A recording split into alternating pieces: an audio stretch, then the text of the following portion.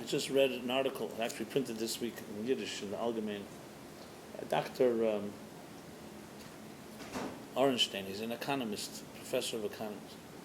But he had a conversation with the Rebbe many years ago about the Holocaust, and he was a Holocaust survivor. And one thing that struck me, the Rebbe, being that he was an economist, I guess, mathematics, and he asked the Rebbe, of course, the big question, how do you explain it, the Holocaust? And the Rebbe drew a diagonal line on a piece of paper and a dot on top of it, on the left side on top. And asked him, what's the connection between the line and the dot? So anyone that knows even basic geometry, the first thing you learn is that a line is infinite, represents infinity, there's no beginning and no end. When we see a line, it's just because we've chosen a certain A to B. And a dot doesn't occupy space in the sense there's no length, width, depth. So there is no relationship between a line and a dot. How many dots are there in a line? Infinite. If dots occupy space, there's only a certain amount of dots. So in mathematics, a line and a dot are like two separate worlds. And when you see the dot, you can never appreciate the line. And the Rebbe said to him, the same way we will never understand the Holocaust, because we live in the dot. You cannot see the line and its movement. So he challenged the Rebbe in return and said, so you're telling me 6 million Jews were like a dot? And then he goes on. It's a very moving article. It's in Yiddish. I wish you could read Yiddish. It's an unbelievable article. I mean, he conveys the whole experience.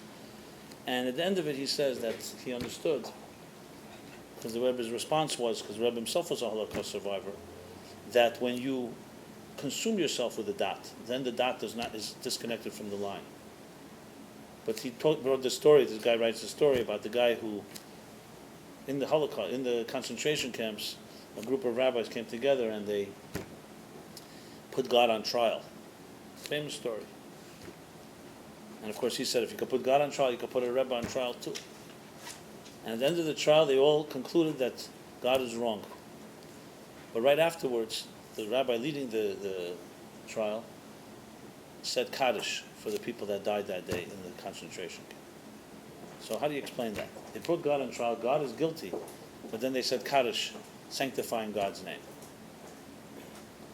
Well, the answer is because whether you understand it or not, that's the point. You know there's a line of history, it's a bigger picture. And then the dot becomes part of the line and makes the line a longer line.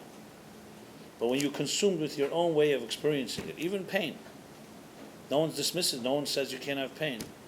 You can't necessarily really appreciate the bigger picture. Anyway, this needs more explanation, obviously. I just wanted to touch upon it. Those that got it. If not, we'll move on.